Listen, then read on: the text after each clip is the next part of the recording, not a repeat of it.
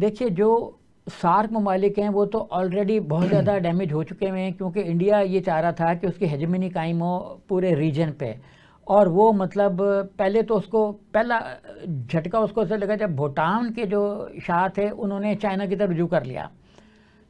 4-8 महीने पहले उन्होंने चाइना के साथ राब्ते शुरू कर दिए और उन्होंने इस तरह की स्टेटमेंट दी जैसे वो चाइना के साथ बहुत अमिकेबल हैं कि हम चाइना के साथ मुज़ाकरात करना चाहते हैं, हमारा कोई डायरेक्ट क्लैश नहीं है चाइना के साथ।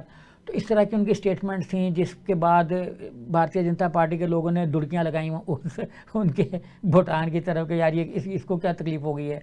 तो फिर उसको दावतें भी दी गई इंडिया आने की और मुज़ाकरात का एक नया जिसको कहते हैं ढोल डाला गया। और फिर उन्होंने थोड़ी सी पेशरफ्त इंडिया के साथ ताल्लुकात में की। फिर मालदीव के साथ क्राइसिस हुआ कि नरेंद्र मोदी जाके लक्षद्वीप में बैठ गए, जिसकी 97% आबादी मुसलमानों पर मुश्तमिल है, और वहाँ कानून सारे हिंदुओं के हैं कि मतलब वहाँ पे लोग मुसलमान जो हैं वो कुर्बानी नहीं कर सकते।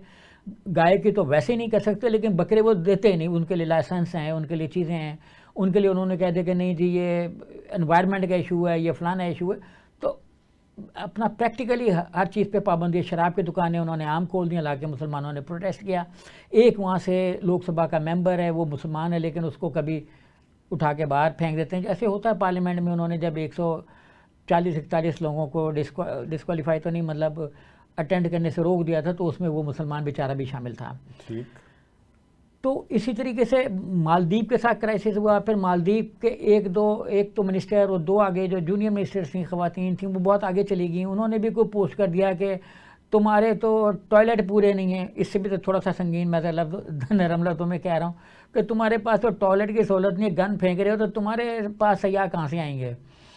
तो बहरहाल इसके बाद फिर उस मिनिस्टर से जो है ना, उन्होंने प्राइम मिनिस्टर ने इस्तीफ़ा लिया। फिर उन्होंने जो वहाँ का एक मेयर था, उसने मतलब अपने नक्शे में इंडिया के इलाके को शामिल कर लिया, क्योंकि इंडिया ने अपने नक्शे में उनके कुछ इलाकों को शामिल किया। तो मालदीव इस तरह के जो आसपास के ममालिक हैं उन सब के साथ उनका क्लैश रहा है।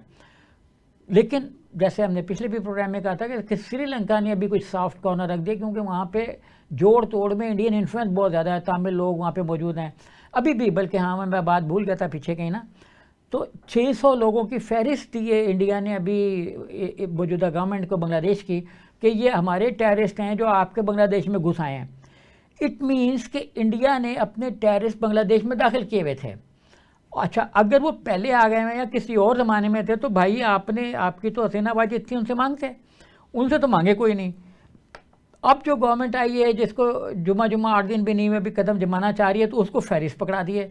तो इसी तरह की फहरिस्त ये भी देंगे कि हमारे भी क्रिमिनल्स आपके पास हैं, अब वो दें। और इन क्रिमिनल्स में बकौल अपना बांग्लादेशी गवर्नमेंट के जो पर्चा तो हुआ है ना, तो वो जो एक्स प्राइम मिनिस्टर है उनको भी हमारे हवाले करें। और ये इंडियन डिप्लोमेसी का बहुत बड़ा इम्तिहान होगा, उनके लिए चैलेंज है।